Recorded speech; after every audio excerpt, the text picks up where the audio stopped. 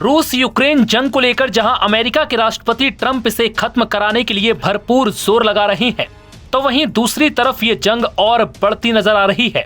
दरअसल इस बीच एक बार फिर पुतिन की सेना ने यूक्रेन की राजधानी कीव पर भीषण हमला किया। दरअसल ये तब हुआ जब इटली की राजधानी रोम में विश्व के नेता यूक्रेन के युद्ध के बाद पुनर्निर्माण को लेकर चर्चा करने के लिए इकट्ठा हुए। उसी वक्त रूस ने यूक्रेन की राजधानी कीव समेत कई इलाकों पर भीषण हवाई हमला कर दिया। यूक्रेनी राष्ट्रपति जेलेंस्की ने बताया कि लगभग 400 ड्रोन और 18 मिसाइलें दागी गईं, जिनमें बैलिस्टिक मिसाइल भी शामिल थी। हमले में 2 लोगों की मौत हो गई और 16 लोग घायल हुए। जेलेंस्की ने इस हमले को रूस की ओर से आतंकवाद की स्पष्ट बढ़ोतरी बताया।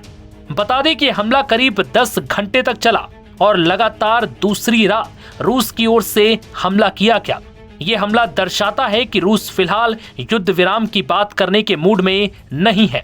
इससे पहले रूस ने आक्रामक रुख दिखाते हुए यूक्रेन पर रिकॉर्ड 728 शाहौद और डमी ड्रोन दागे थे। इसके साथ ही 13 मिसाइलें भी बरसाई थी। अब तक रूस के पक्ष में खड़े अमेरिकी राष्ट्रपति ट्रंप अब अचानक यूक्रेन का पक्ष लेते नजर आए। राष्ट्रपति डोनाल्ड ट्रंप ने पुतिन की आलोचना करते हुए कहा कि वो बहुत ज्यादा लोगों की जान ले रहा है और इसी कारण अमेरिका यूक्रेन को फिर से हथियार भेजेगा। ट्रंप के इस बयान के बाद से पुतिन बुरी तरह खिसियाए हुए थे, जिसके बाद से रूस की सेना लगातार यूक्रेन पर ड्रोन अटैक कर रही है।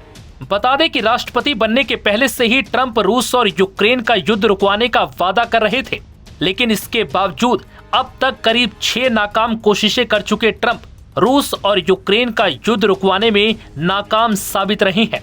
वहीं रोम में चल रहे चौथे यूक्रेन पुनर्निर्माण सम्मेलन में अब चर्चा का केंद्र पुनर्निर्माण कैसे हो नहीं, बल्कि यूक्रेन को जिंदा कैसे रखा जाए रहा। इटली की प्रधानमंत्री जॉर्जिया मेलोनी ने सम्मेलन की मेजबानी की। मेलोनी को ट्रंप का करीबी माना जाता है। उनके साथ फ्रांस के राष्ट्रपति इमैनुअल मैक्रो, ब्रिटिश प्रधानमंत्री कीर स्टारमर और अमेरिकी विशेष दूत कीथ कैलीग भी हिस्सा ले रहे हैं। यूरोपीय संघ अब यूक्रेन के लिए 100 अरब यूरो यानी लगभग 9 लाख करोड़ का विशेष सहायता फंड बनाने पर विचार कर रहा है, जिसे 2028 से लागू किया जा सकता है।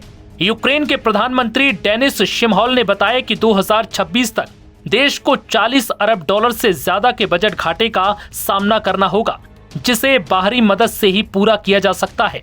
अमेरिकी विदेश मंत्री मार्को रूबियो और रूसी विदेश मंत्री सरगई लावरोव के बीच कुआलालंपुर में दक्षिण पूर्व एशियाई देशों की बैठक के दौरान बातचीत तय है। दूसरी तरफ अमेरिकी संसद में इस महीने रूस पर नई सख्त पाबंदियां लगाने के लिए वोटिंग हो सकती है। जेलेंस्की ने भी अमेरिका से रूस पर कड़े प्रतिबंध लगाने की मांग की है। हालांकि अब देखना होगा कि रूस के इस हमले के बाद क्या ट्रंप पुतिन से बातचीत करेंगे या फिर यूक्रेन के समर्थन में जेलेंस्की की मदद के लिए और आगे आएंगे। नव भारत टाइम्स की रिपोर्ट।